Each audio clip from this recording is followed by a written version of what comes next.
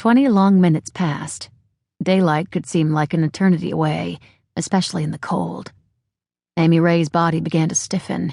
She had to go to the bathroom. She shouldn't have drunk so much coffee. The morning would probably be long, another 4 hours in the tree stand if she didn't get a shot.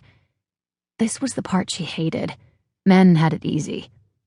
She slung her bow over a branch, took an empty water bottle with a wide opening from her pack, and lowered her pants to her knees. Supported by the harness, she leaned away from the trunk. She'd done this enough times, and for the most part was good at it, catching the urine in the bottle so as not to mark her spot. She shivered from the cold against her bare skin and the dampness of her clothes.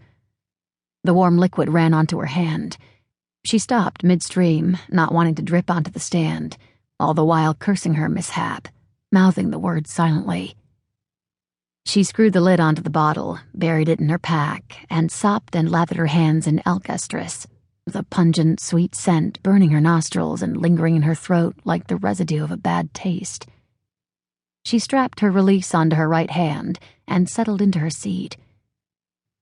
With her bow on her lap, she fitted her best arrow into the nock point, wrapped her left index finger over the arrow shaft to steady it on the rest, and waited.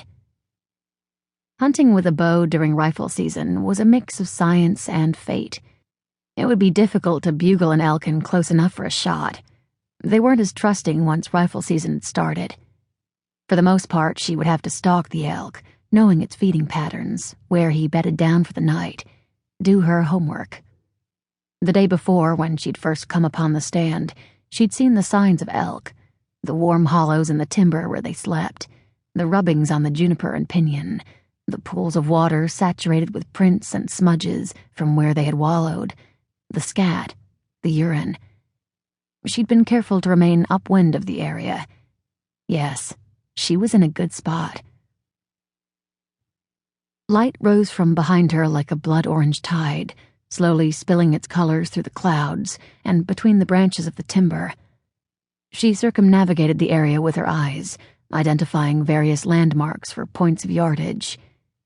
Running parallel, about 15 yards in front of her, was a wall of 4 mature pinyon, the first 2 locking their branches together in an arc, creating an oblong ellipse through which Amy Ray could view the grassy clearing beyond.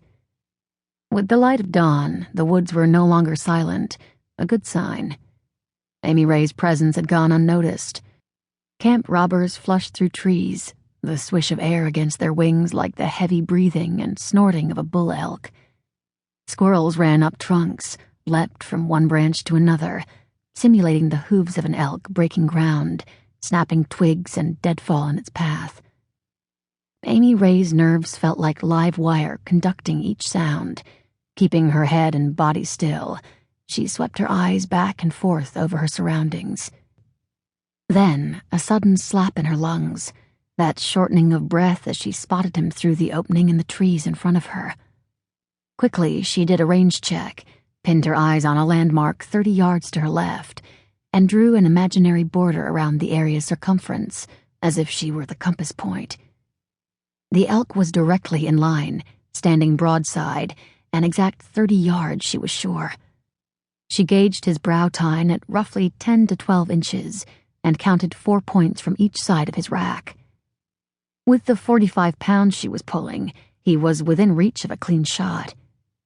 She raised her bow. The 30-yard pin on her scope locked on the branches in front of her. She calculated the arc of the arrow. It should rise the 15 yards and clear the opening. She drew her bow, steadied her left arm. She wondered if her breath would skew her aim. She held the air tight in her lungs. The elk turned his head, his eyes frozen at a direct point with her own. Seconds moved between them like rainwater through mud. She flexed her shoulders, creating enough back tension to discharge the release. The arrow sailed, cleared the trees, and made contact with the animal. To keep listening to this audiobook, I've left you a link in the description so you can do it, at no cost thanks to Audible's 30-day free trial.